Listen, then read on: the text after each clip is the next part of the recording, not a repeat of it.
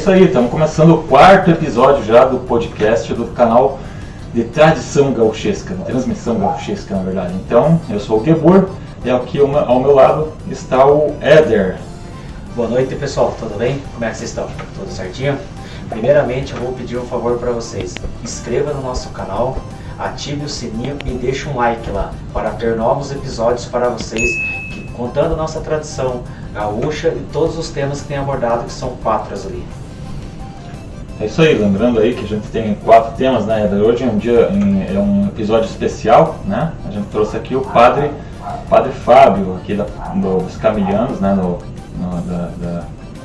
Do Seminário São Camilo, tá? E a gente vai falar um pouquinho sobre um tema que é recorrente essa semana, que está começando, que é a Quaresma. Boa noite, Padre, tudo bem? Boa noite, uma alegria muito grande estar aqui com vocês nessa noite, também falando algumas informações sobre aquilo que é, para nós como Igreja Católica, muito importante nesse tempo da Quaresma. É uma alegria estar aqui com vocês. Isso aí, então a gente gostaria de destrinchar um pouquinho esse tema, né? Falar um pouquinho sobre o que significa na verdade a Quaresma, né? Perfeito. Então é assim, a Quaresma são 40 dias que antecedem a Páscoa, o momento central da fé cristã, né? Nós temos aí o Tríduo Pascal, que é na Quinta-feira Santa, até o domingo da Ressurreição.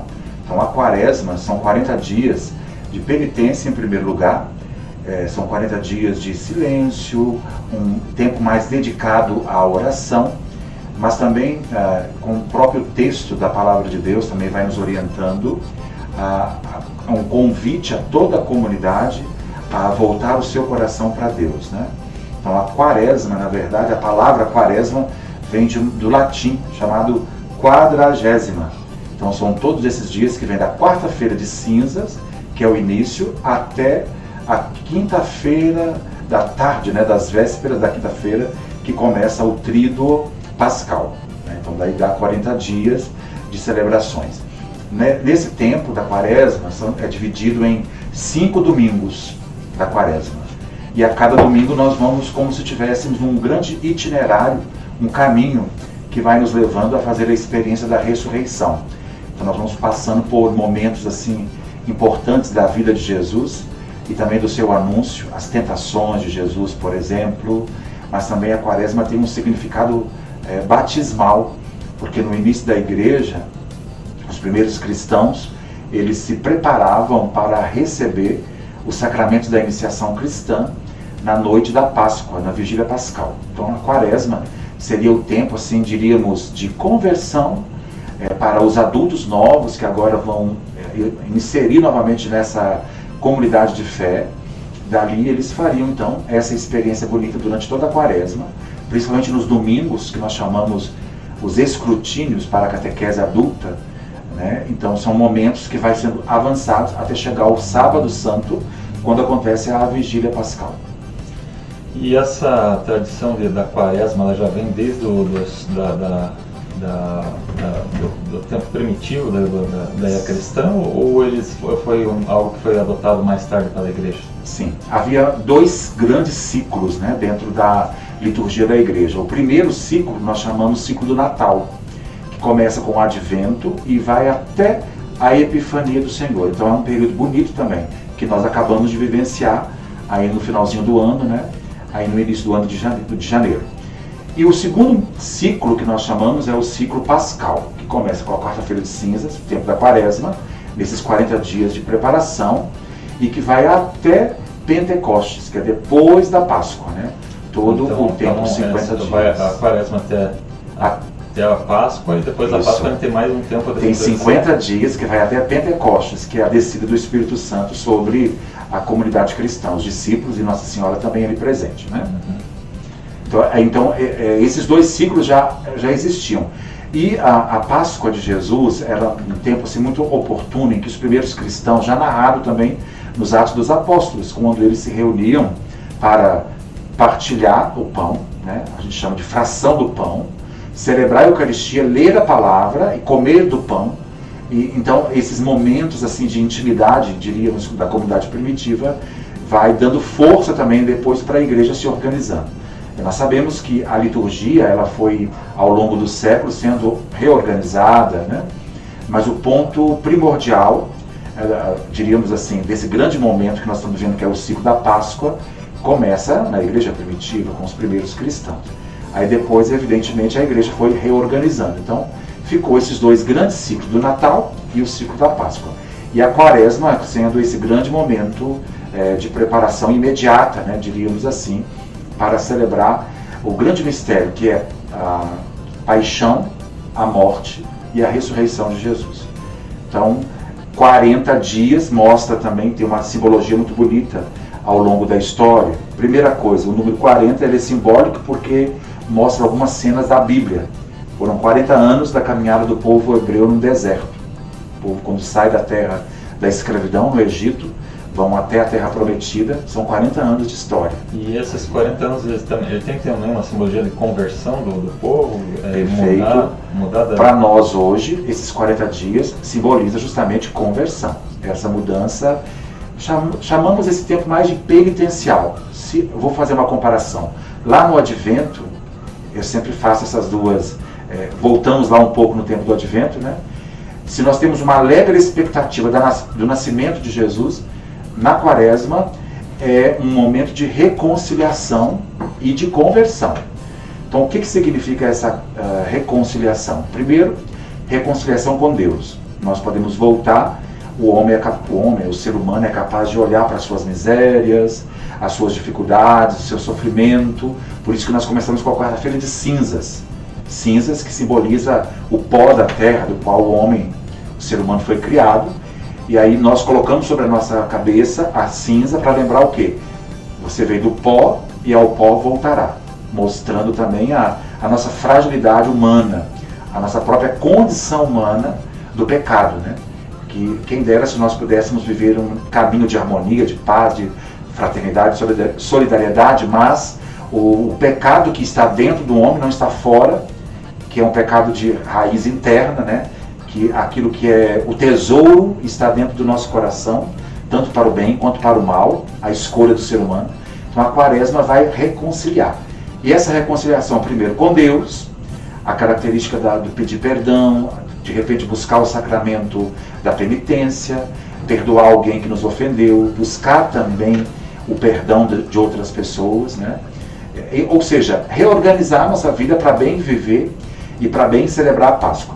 Reconciliar com Deus, em primeiro lugar.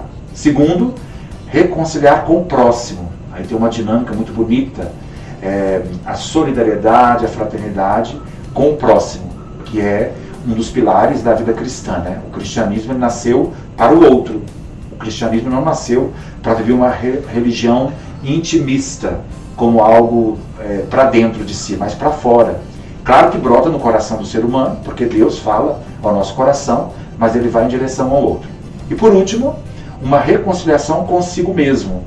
Então, aceitar as próprias limitações que nós temos, as nossas dificuldades do caminho, as nossas dificuldades talvez até mesmo de convivência um com o outro, né? Então, é muito bonito, lembramos até a filosofia grega, conheça-te a ti mesmo, esse processo de volta para dentro de si. Então, se o ser humano, nesse tempo, é capaz de analisar essas três relações com Deus, o próximo e a mim mesmo, acredito que a gente faz um bom trabalho interno de crescimento espiritual, com uma grande caminhada quaresmal para celebrar a Páscoa. E essa é a dinâmica que a igreja nos convida ao longo dessa quaresma. Certo. E daí o padre estava falando sobre os 40 anos no deserto, né, que era um tempo até de conversão dos próprios do povo de Israel, né? E depois tem também uma passagem que diz sobre os 40 dias que Jesus ficou no deserto. Ele estava fazendo uma preparação ou era um Isso, momento de... Perfeito, a sua pergunta é ótima. Na verdade, o 40 ele é muito significativo nas Sagradas Escrituras, né?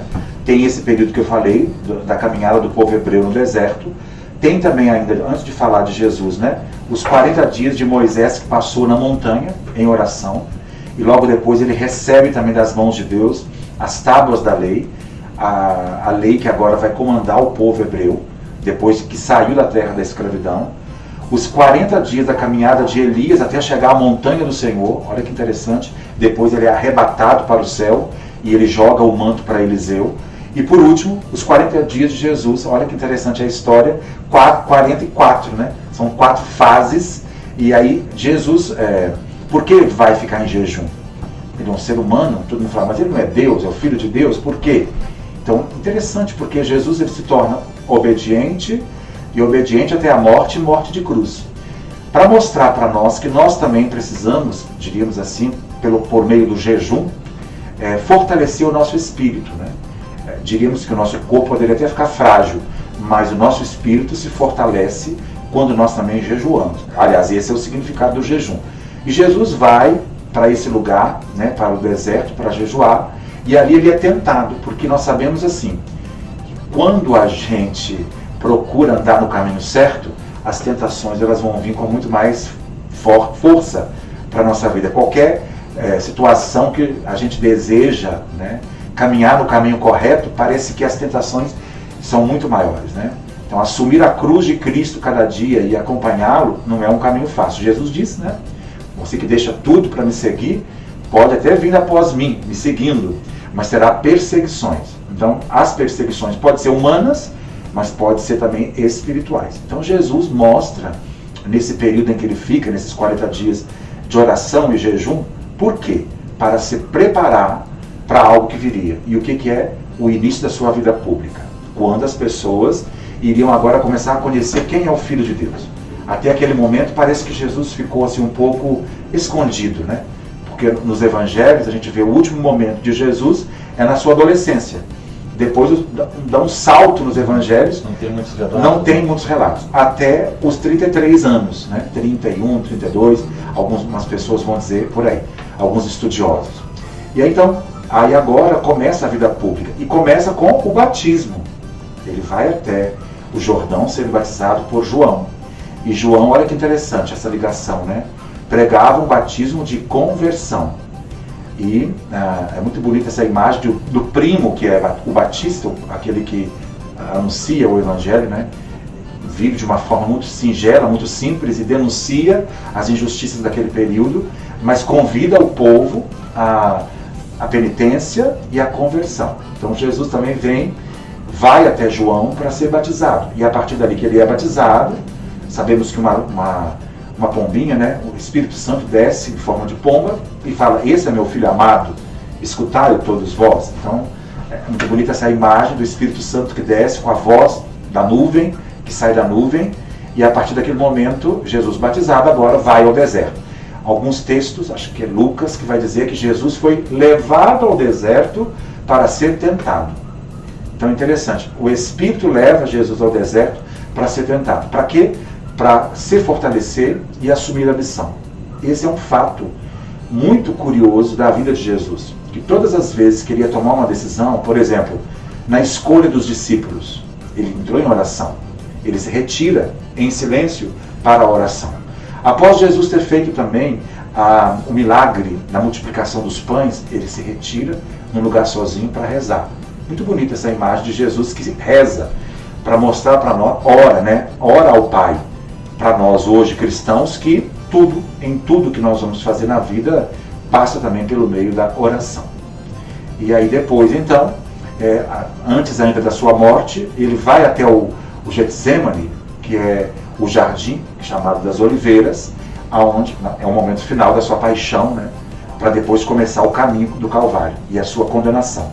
E ali também ele ora ao Pai e transpira sangue. E interessante também essa imagem, por quê? Porque aí vem todo o sofrimento humano do mundo. E aí Jesus, como um ser humano, como ele é filho de Deus, mas ele assume a nossa condição humana, nós chamamos isso de kenosis, quando Deus vem à nossa realidade na encarnação, lá ainda no Natal, né? E agora ele assume de fato, então vai sentir as dores no seu corpo.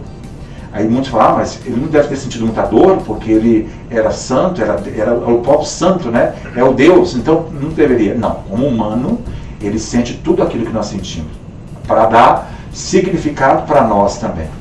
Então, qual é o caminho da salvação? Ir até Jesus. Por quê?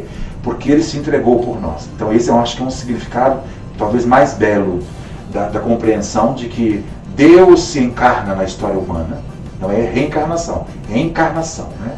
Ele vem à nossa realidade, assume um de nós para nos dar salvação, nos dar vida nova. A beleza está aí.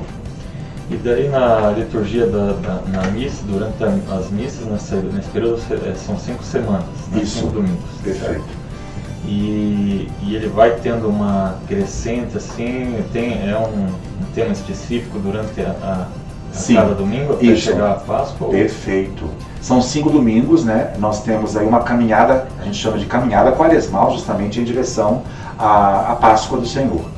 A igreja divide a liturgia em 3 anos, A, B e C. No domingo, nós temos, cada ano, um autor, um evangelista, quem nós vamos acompanhando. Nesse ano de 2022, nós estamos acompanhando o evangelista Lucas, é o ano C da liturgia, né? Então, os evangelhos dominicais, eles vão trabalhar essa relação com esse evangelista. Mas nós temos também alguns textos que são próprios da quaresma, por exemplo, a Samaritana, é o texto de Jesus que vai ali próximo da Samaritana e conversa com ela. Outro texto também muito conhecido de nós, justamente são as tentações. O primeiro domingo é o domingo das tentações, já para começar a quaresma com esse significado.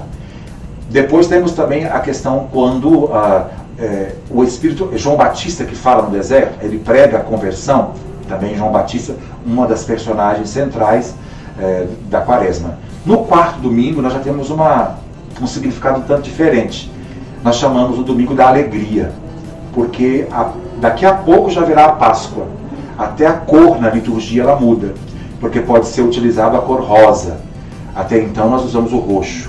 O rosa é uma mistura, né, aí de cores e que fica uma cor mais alegre, mais festiva. Então, nesse quarto domingo, nós temos já uma perspectiva de dizer o quê? Já é quase Páscoa, mas ainda não. Então, a igreja, ela soleniza nesse domingo, no quarto domingo, e tem mesmo um aspecto de alegria.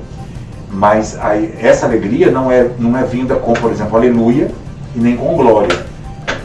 Você não perguntou ainda, mas eu acredito.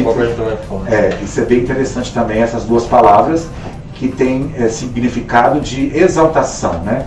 Algo que é levado a Deus e é glorificado a Deus por essas palavras, aleluia e glória.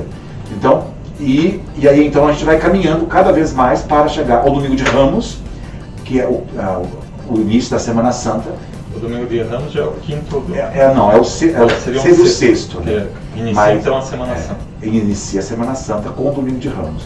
E o domingo de Ramos tem significados muito importantes, porque é a acolhida de Jesus em Jerusalém, agora aclamado como rei, e tem 2 significados essa celebração, né? Porque nós temos 2 textos do Evangelho. Um é aquele texto onde Jesus pede aos discípulos que vai até Jerusalém e que prepara uma sala, né, para ir onde ele vai comer a Páscoa com os seus discípulos. Ele até diz, olha, eu desejei ardentemente comer essa Páscoa convosco.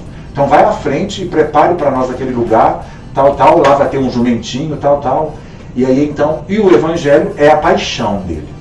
Então, são 2 textos. Um texto a gente lê fora da igreja, que geralmente a procissão de Ramos começa num local à parte, e aí depois nós seguimos com a procissão para a igreja central, a matriz, por exemplo, é assim que nós realizamos, e ali nós temos então a leitura da paixão.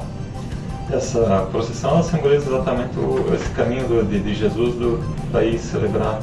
Isso, é aclamado como o rei dos judeus, as pessoas vão arrancando das árvores, quebrando, né, os galhos de oliveira, colocando no caminho, fazendo um tapete bonito, alguns tiram os mantos do próprio corpo, põem também no chão, e ele montado num jumentinho, né, entra na cidade de Jerusalém e é aclamado, e as pessoas vão falando, Hosana ao filho de Davi, ou seja, o esperado, o profeta, o ungido, aquele que nós tanto aguardamos ao longo da história, agora está no nosso meio.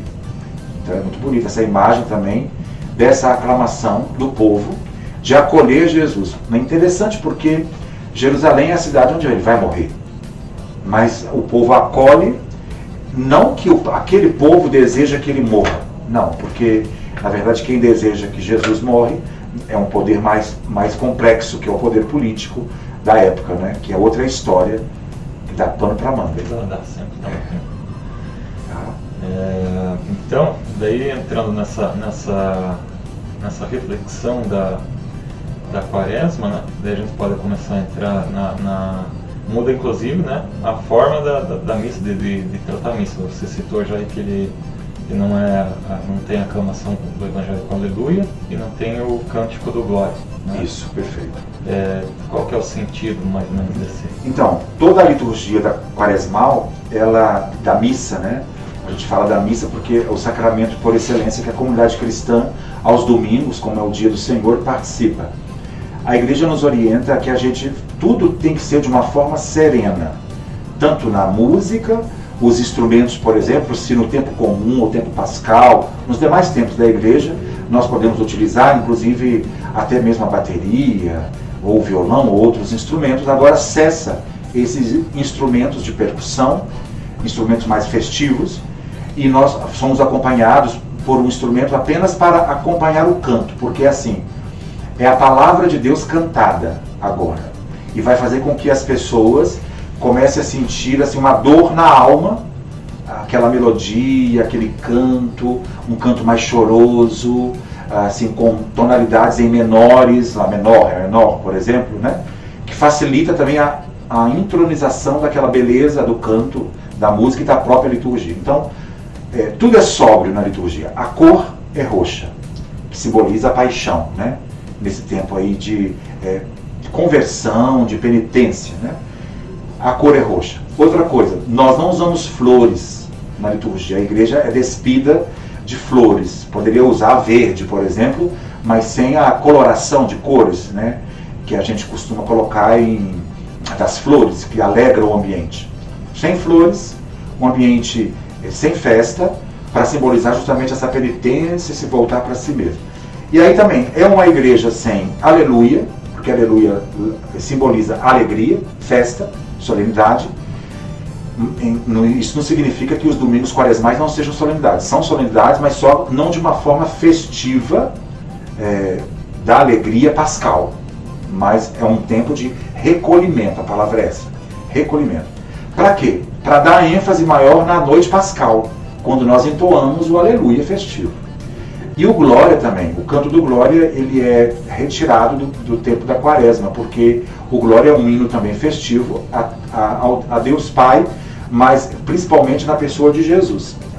Aí ele fala de Deus Pai, de Deus Filho, que é a Santíssima Trindade, mas a centralidade do hino de louvor, do glória, da missa, é Jesus. Ele é cristológico, né, o centro da missa. Então é retirado, somente vai ser cantado, por exemplo, nas festas solenes. Dentro da quaresma temos algumas celebrações solenes que a igreja celebra. Por exemplo, a solenidade de São José e também a Anunciação do Senhor, que é 25 de março. Então, se cai no domingo não celebra, mas se cai durante a semana nós celebramos, né? E aí tem glória. Compreende? A diferença do hino de louvor que é cantado. Então, o hino de louvor só voltará a ser cantado na missa da quinta-feira do lava-pés. E dali, o aleluia não se canta. Somente volta a cantar na vigília pascal. O glória canta-se na celebração da quinta-feira santa, o início do tríduo pascal, né? Porque o tríduo pascal ele é visto como uma única e grande celebração. Ele começa com a ceia, o lava-pés, famoso, conhecido de todos nós. Talvez uma das celebrações mais bonitas de toda a Semana Santa é essa celebração das vésperas da sexta-feira, que é a noite da quinta-feira santa, né? Onde Jesus institui a Eucaristia, institui o sacerdócio e também institui o sacramento do amor, né? A caridade dada aos seus discípulos. Amai-vos uns aos outros como eu vos amo. Foi o mandamento máximo que Jesus dá, da caridade. E daí, na sexta-feira, não se canta glória, não se canta aleluia, não tem quase canto, porque é o momento em que nós celebramos a paixão e morte do Senhor. Na sexta-feira não é nem missa, né? Nós não chamamos de missa, porque, na verdade, o Tríduo Pascal é uma única e grande celebração. É a celebração do Tríduo Pascal. Inclusive, na quinta-feira não tem o encerramento, né? Exatamente. Final, no caso, né? Isso. Quando termina a missa, as reservas eucarísticas nós consagramos na noite da quinta-feira para reservar para a comunhão eucarística da Sexta-feira Santa, né? Então, como não se celebra a missa na Sexta-feira da Paixão, que é o dia da morte do Senhor, a memória, né, atualizada da morte do Senhor, então a igreja reserva a Eucaristia, inclusive é levada para uma capela à parte, onde Jesus fica ali em adoração por um tempo, lembrando exatamente o momento do Getsemane, né, do local onde o Senhor rezou com os seus discípulos. Você chamou os discípulos para rezar. Vocês não podem rezar uma hora comigo? E eles adormeceram, né? E só Jesus ficou em silêncio, suando sangue ali. Muito interessante essa imagem. E por isso que nós resgatamos. Retiramos o Santíssimo da igreja, os altares ficam desnudos, a gente retira as toalhas, a igreja fica meia luz, assim, tudo apagado, sem flores, sem nada, sem toalhas, sem nenhuma decoração. E é feita uma capela à parte, onde Jesus é depositado e fica em adoração. Na sexta-feira é celebrada então a paixão. A cor usada nesse dia é vermelho, o padre usa vermelho, os paramentos, simbolizando o martírio do Senhor, o Marte por excelência, né? A morte de Jesus. E aí nós celebramos na sexta-feira à noite, e o sábado também, durante todo o dia, quando Jesus desce à mansão dos mortos. Interessante essa imagem, né? É um pedacinho da profissão de fé da igreja. Jesus que desce à mansão dos mortos para depois ressuscitar no terceiro dia. Então, para compreender o terceiro dia, para os judeus é de manhãzinha, no domingo, que é o primeiro dia da semana, Jesus ressuscita. Aliás, os textos bíblicos dizem que Deus ressuscitou Jesus. Ou seja, o Pai o leva para ele, né? Ele sobe aos céus. Mas ele não vai ainda, porque ele só sobe aos céus lá na ascensão. Momento final depois, e ele vai ter alguns momentos de aparecimento aos seus discípulos. Que riqueza falar de tudo isso, né? Que beleza teológica e que beleza também de liturgia, de expressão, né, de fé de um povo que há mais de 2000 anos tem celebrado. E a igreja celebra ininterruptamente esse mistério para sempre. Porque Jesus na ceia, ele diz aos seus discípulos, fazer isto em memória de mim. Então esse mandato do Senhor de fazer essa memória, a igreja jamais esqueceu. E ela vai sempre relembrando essa memória. É muito bom a gente falar de memória, porque memória não é uma lembrança de uma foto que eu tenho de alguém que eu amo e tal. Memória é algo mais profundo. Memória significa atualizar aquele mesmo sentimento que aconteceu naquele momento. Então, nós hoje, quando, por exemplo, na sexta-feira da paixão, não é que Jesus vai morrer de novo, porque ele já morreu de uma vez por todas. Nós fazemos memória e atualizamos na história. Por que fazemos isso? Parece que nós temos necessidade, né? Não é que nós queremos matar Jesus de jeito nenhum, mas a gente faz essa memória para lembrar os fatos últimos, para a gente valorizar, compreender e amar aquele que de fato deu a vida por nós, né? Então, muitos homens ao longo da história e mulheres também fizeram muitas coisas bonitas, deixaram a sua, diríamos assim, a sua herança cultural, intelectual ao longo da história. Mas Jesus é o único, porque ele é o Filho de Deus e ele veio ao mundo apenas para isso, para salvar o ser humano. Então, nenhum que tenha vindo até agora quis salvar o ser humano. Jesus, ele veio salvar. Então, por isso que tem todo esse movimento bonito, tanto da liturgia quanto da própria espiritualidade da igreja, para fazer esses momentos solenes. E o nosso povo é muito sensível à beleza de tudo isso, né? E na verdade o povo se encontra também no meio da dor, acaba se identificando com a dor de Jesus, o caminho do Calvário. Quantos sofrimentos do mundo de hoje que é visto a essa luz que Jesus nos dá da sua paixão e morte, né? Mas sabe o que é mais interessante ainda? É que nós também passamos pela paixão, pela morte, porque tem algo muito melhor reservado para nós, que é a ressurreição. E aqui então não teria significado nenhum nós falarmos tudo isso se nós não tivermos a nossa fé naquilo que é pautado a igreja, né? Nós celebramos tudo isso por causa da ressurreição. O que é mais importante de tudo é a ressurreição. Mas não há ressurreição sem cruz. Não há ressurreição sem dor, sem sofrimento. Então é como se nós precisássemos passar pela dor do nosso coração, do nosso pecado, que muitas vezes afastou Jesus da nossa presença, e nós que afastamos dele também. E agora há um momento de ressurgir, né? Como ele foi ao Pai, ele também nos convida no momento da nossa morte, que é o momento final da vida humana, quando nós vamos nos encontrar com aquele que um dia nos trouxe a vida e que deu a vida por nós. Aí será só festa e será só alegria.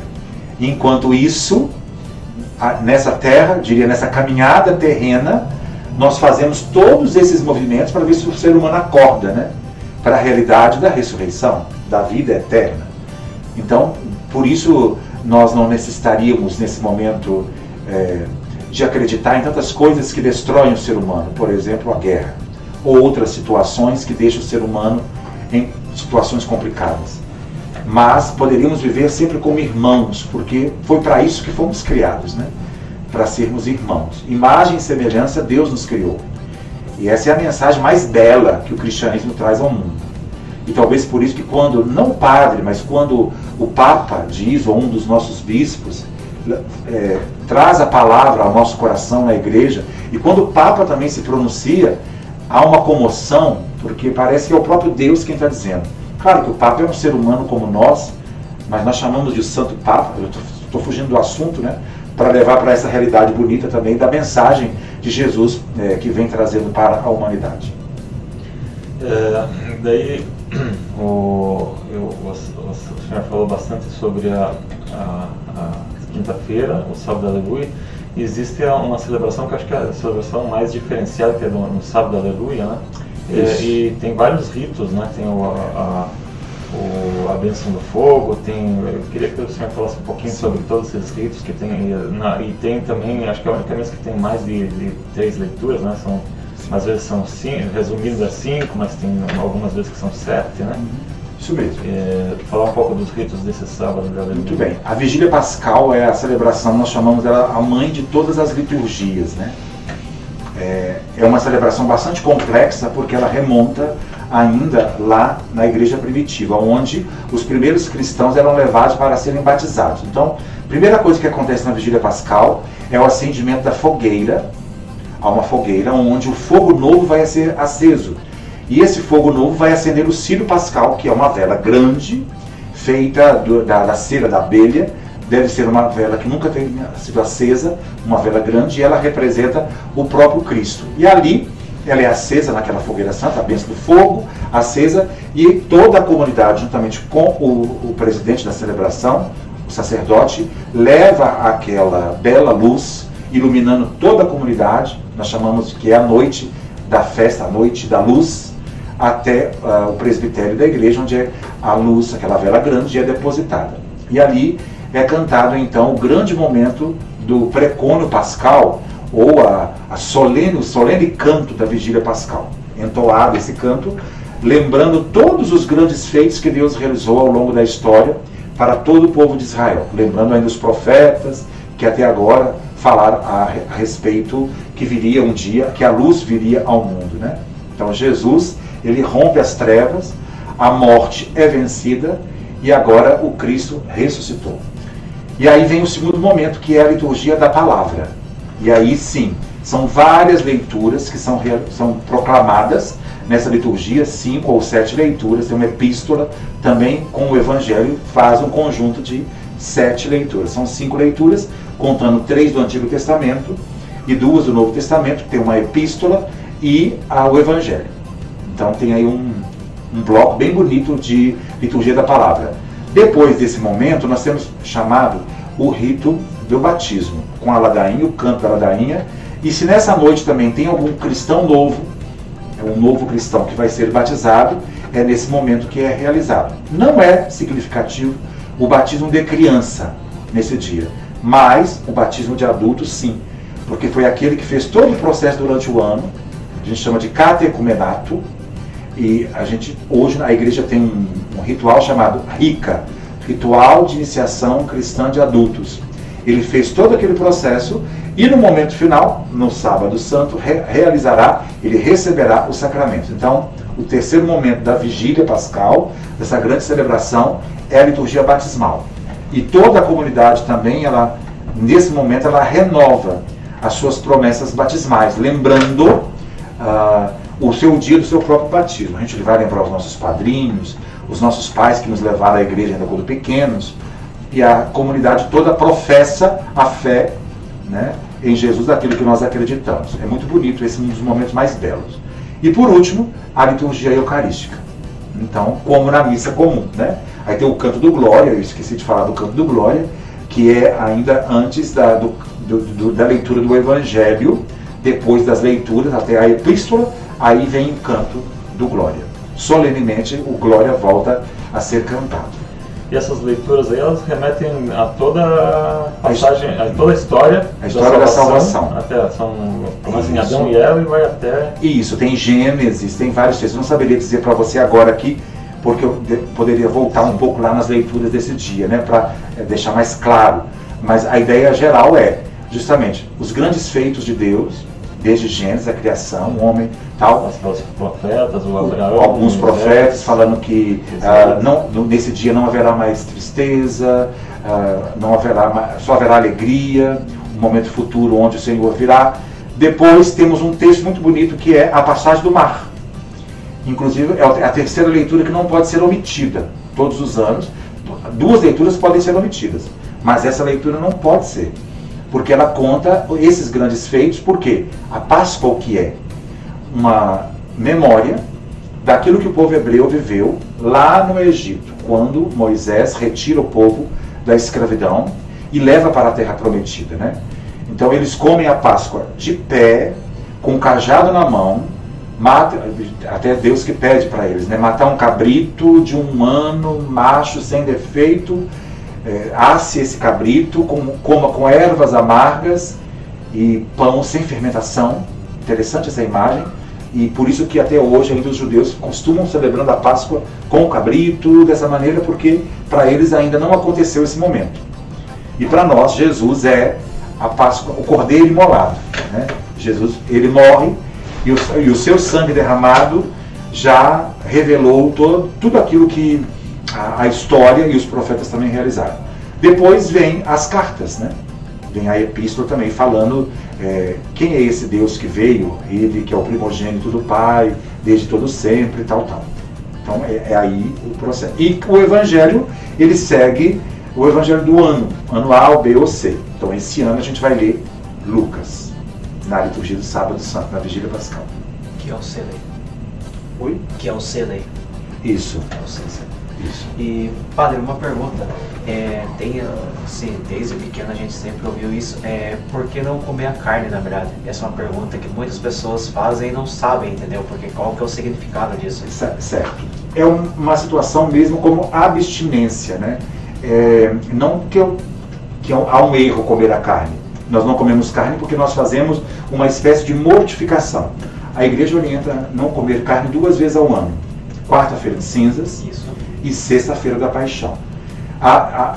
Abster-se da carne nesse dia, que é um alimento saborosíssimo, que todos, e a tradição gaúcha sabe muito bem, a delícia de comer a carne na sexta-feira, na sexta-feira não, todo sempre, né, o churrasco e tudo mais.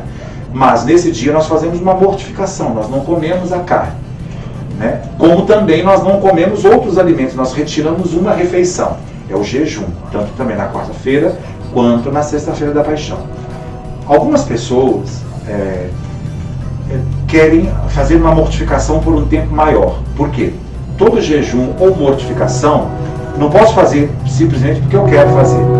Deve ter um sentido. Por que eu estou fazendo isso? Oferecer essa mortificação ou esse jejum para algo espiritual muito maior. O que eu quero alcançar com isso, né?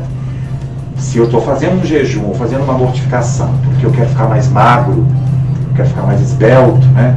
Está errado o significado. Isso aí é outra coisa. São as dietas que os nutricionistas nos passam, ou os nutrólogos nos passam, para a gente poder alimentar nas horas certas, tirar o tipo de alimento.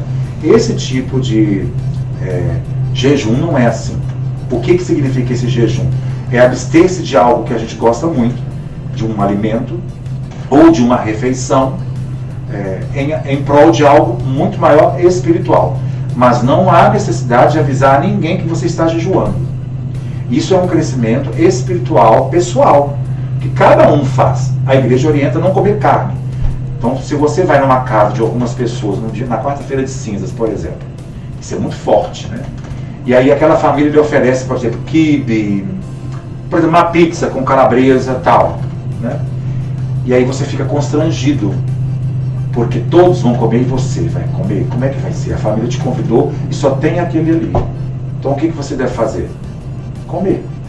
Porque se você disser, né, não vou comer essa carne, aí você está contando para as pessoas que você deve fazer isso um outro dia então. Procura um outro dia, e nesse dia é preferível nem ir à casa de ninguém e faça só um momento de silêncio, de oração. Você entende como é assim?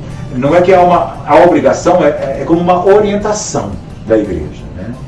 Então, esse é o sentido, tá? O comer carne, o não comer carne.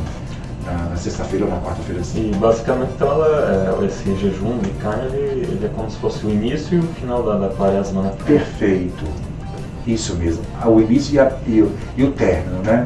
E nesse meio você tem uma caminhada, e nessa caminhada você tem a reconciliação ou o sacramento da confissão, que é muitíssimo importante.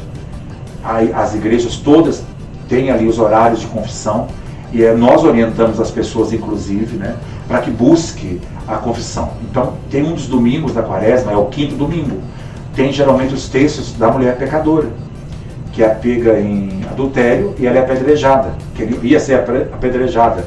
Ou o texto do filho pródigo, eu lembrei agora, tá vendo? A gente vai vir as imagens, né? O texto do filho pródigo, o filho que pede a herança do pai, vai para uma terra longínqua, gasta tudo, depois o pai, de braço aberto, o acolhe novamente na sua casa. Então, é assim que Deus faz conosco. Mesma coisa da mulher pecadora, que ali pecou, mas que Jesus não pede. Se alguém aqui não tiver pecado, atira a primeira pedra. Então a mulher é perdoada naquele momento. É muito bonita essa imagem também, para lembrar essas realidades da nossa pequenez, mas também do crescimento espiritual, penitencial, que nós fazemos durante toda a quaresma. Você citou aí que tem o ano A, B e C, que são os três evangelistas que são meio parecidos um com o outro, né? Isso. O Evangelho de João, ele tem alguma passagem em algum domingo desse? Perfeito. Então é assim, o evangelista São João, ele é um pouco diferente dos outros três, Lucas, Marcos e Mateus. Esses três evangelhos nós chamamos de sinóticos. O que significa isso? Eles têm semelhanças e têm diferenças um com o outro, né? Se nós pudéssemos pegar os três textos e comparar os três textos, nós saberíamos que o texto mais antigo que foi escrito foi Marcos, escrito provavelmente por volta do ano 40, 45 da era cristã, pela comunidade de Marcos, porque os textos não significam... vocês vão ficar assustados agora, né? Não quer dizer que foi o próprio evangelista quem escreveu o texto, mas uma comunidade ou uma pessoa que estava naquela comunidade que escreve esse texto, se denomina Marcos, por exemplo. Então é o primeiro texto mais próximo da era cristã. O ano 45, por exemplo, 15 anos depois da morte de Jesus. Jesus morreu, por exemplo, 10, 15 anos no máximo, né? Depois vem os outros dois textos, Lucas e Mateus, que fazem releituras. Então eles têm, para chegar a João, tá? Tem semelhanças e diferenças. João é uma outra coisa, porque João foi um texto escrito no ano 90, 95. É um texto tardio. É o quarto evangelho. Nós chamamos ele de evangelho joanino, porque existem ali uma releitura dos outros três textos, mas também uma aplicabilidade da teologia de Jesus, desses três textos, Marcos, Mateus e Lucas, para a comunidade nova que está surgindo. Nós chamamos de cristãos judaizantes, aqueles que saíram do judaísmo e que agora estão inseridos na comunidade. Muitas pessoas se convertendo.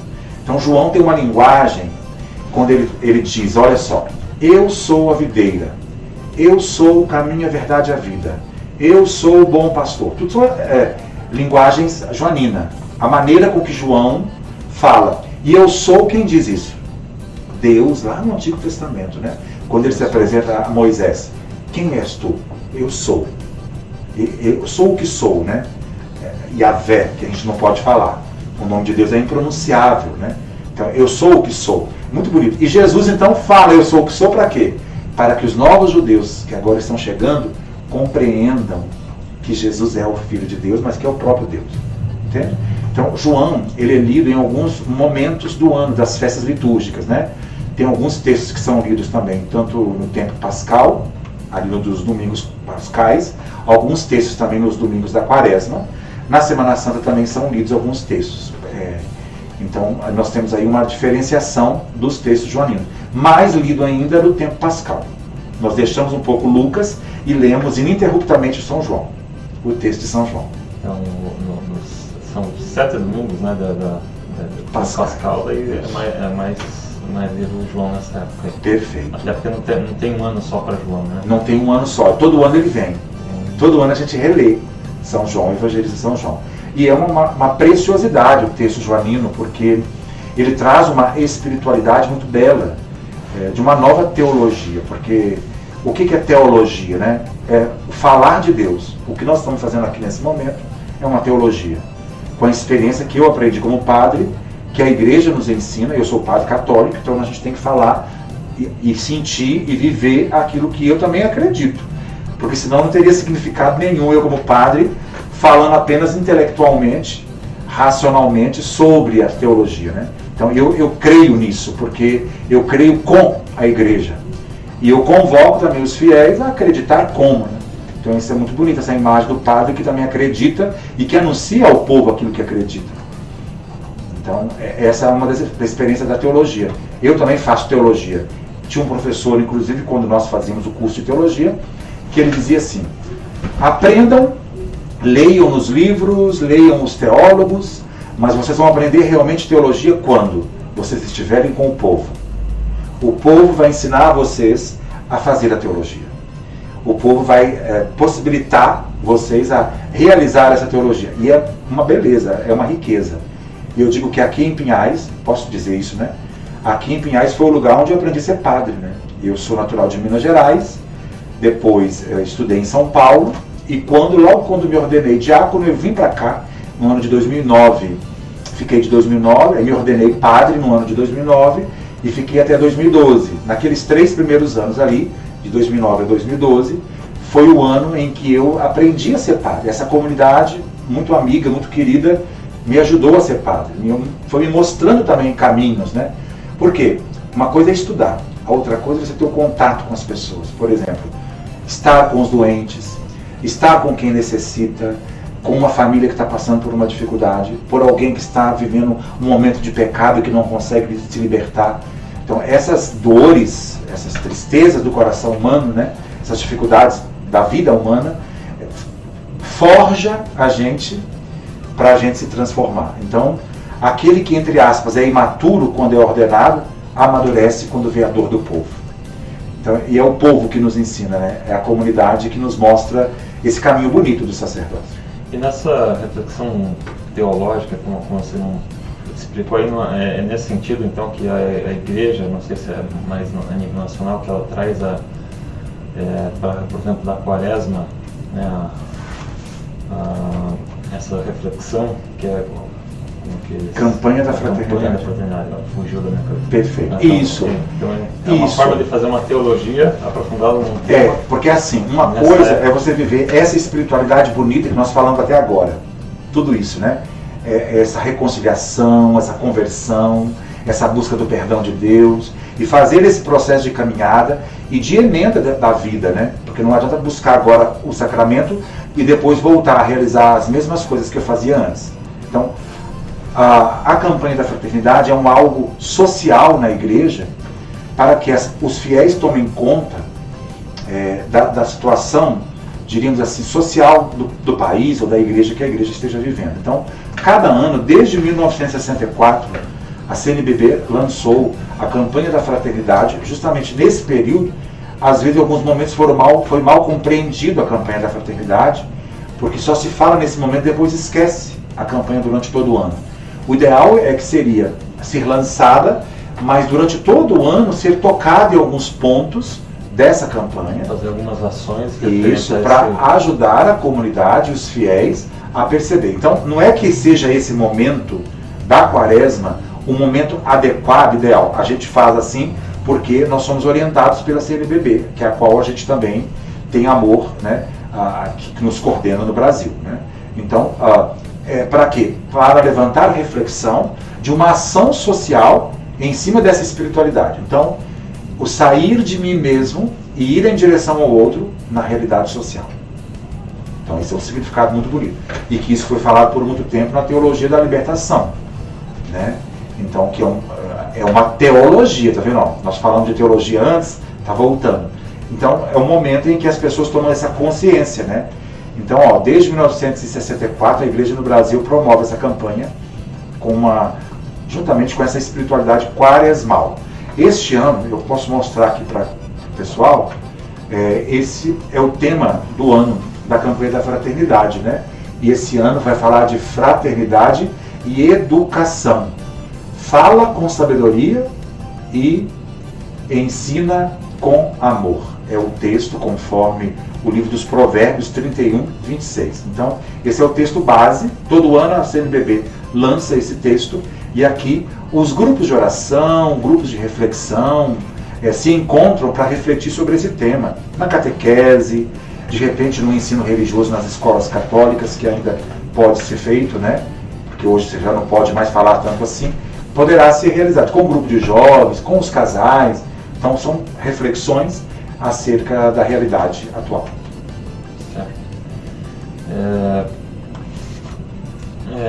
Bom, a campanha da fraternidade desse ano é sobre educação, né?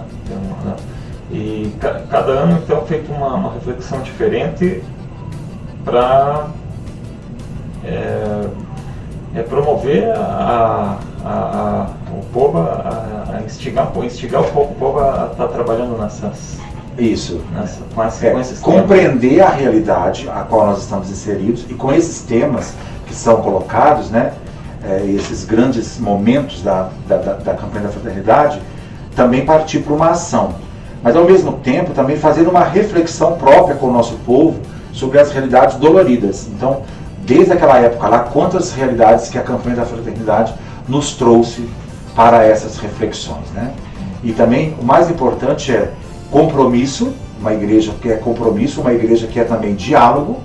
Não podemos ficar fechados dentro do nosso mundinho católico. Isso é uma das coisas que o próprio Papa Francisco orienta a igreja, que nós sejamos uma igreja em saída. O que significa uma igreja em saída?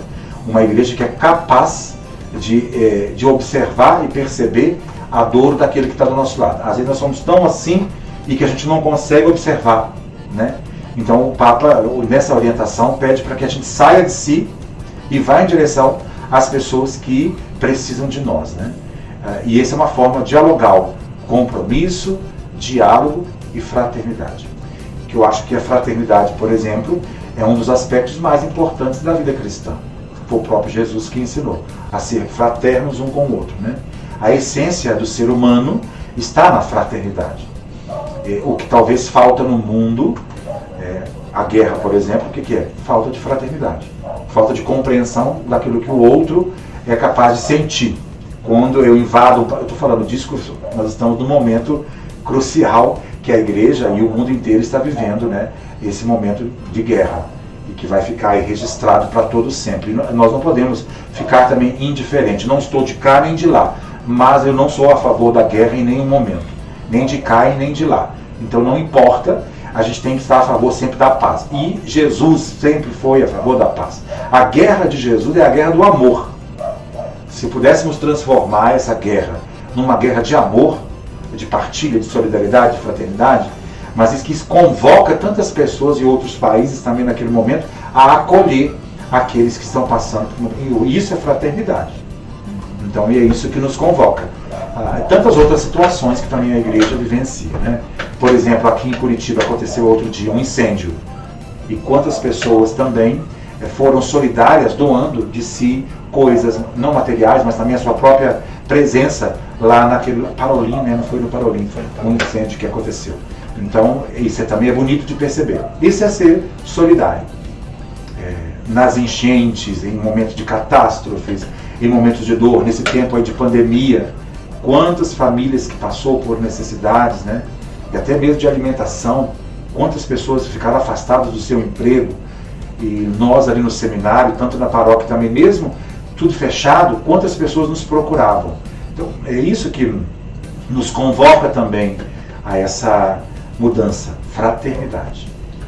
Eu estava tentando lembrar, assim, durante a celebração da missa também é feita alguma referência a isso, principalmente nos cantos, né? É utilizado os cantos da campanha da fraternidade, né? Durante a quaresma, não sei se isso é para o ano inteiro ou se ele é mais específico para esse tempo quaresmal também. Então, os de algum cantos da tempo, campanha. no início, quando a campanha da fraternidade foi lançada, a CNBB fazia cantos temáticos do próprio do tema da campanha. Depois as reflexões ao longo do tempo foram se transformando.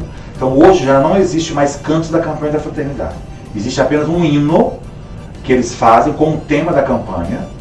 E o que nós fazemos? Nós resgatamos o repertório de cantos quaresmais. Por exemplo, Eis o Tempo de Conversão, tantos cantos que falo disso com propriedade, porque a gente também às vezes canta alguns cantos, né? Então isso possibilita a comunidade a entrar dentro da espiritualidade quaresmal. Se você cantar os cantos da campanha, vai tirar a comunidade da espiritualidade quaresmal. E não é esse o sentido da campanha da fraternidade. Então é uma coisa que está dentro da quaresma, mas não é para ser feito dentro da missa. Porque a missa é uma coisa. E esses outros movimentos e essas outras espiritualidades deverão ser feitos em outros momentos. Dentro da missa, por exemplo, nós podemos muito bem lembrar esse tema, uma prece, uma oração, a oração da campanha, não tem problema. Aí, menos mal, né? E depois, no final da missa, como canto final, pode ser proposto à comunidade o hino da campanha. Ou mesmo antes da celebração, enquanto a comunidade está chegando, vai se preparar para a missa, convida a comunidade, é uma sugestão, né? Fala alguma coisa, hoje nós vamos refletir sobre, em 2 minutos, né? É isso, tal, e canta o refrão, por exemplo. Antes de começar a missa. Você não vai atrapalhar a espiritualidade daquilo que é essencial da quaresma, da espiritualidade quaresmal, né? Entendi. É por aí. Maravilha. Explicativo. Tem mais alguma dúvida aí, Eder, sobre quaresma? Não, no momento não. Eu gosto desse tema aí justamente porque nós estamos iniciando agora a quaresma, né? Essa semana foi a quarta-feira de cinza. Uma pergunta antes de fechar, que eu ia fazer no início, mas é referente ao carnaval, né? Porque tem o carnaval e logo depois vem a quarta-feira de cinza e daí começa a quaresma. Certo. Ele nasceu com uma relação na liturgia cristã ou é uma coincidência? Como é que ele foi? O carnaval é católico, era pelo menos, né? Por quê? O que é o carnaval? É você se fantasiar e você festejar. Então o que eles faziam, os cristãos, né? Muitos cristãos, principalmente na Europa, que foi ali que surgiu essa realidade do carnaval, né? Depois foi se transformando em outras realidades e com algo muito mais complexo daquilo que a gente vê hoje, né? Então as pessoas se fantasiavam e como nós vamos ficar 40 dias que não vamos poder fazer festa, porque vamos celebrar a quaresma, então nós vamos fazer uma despedida.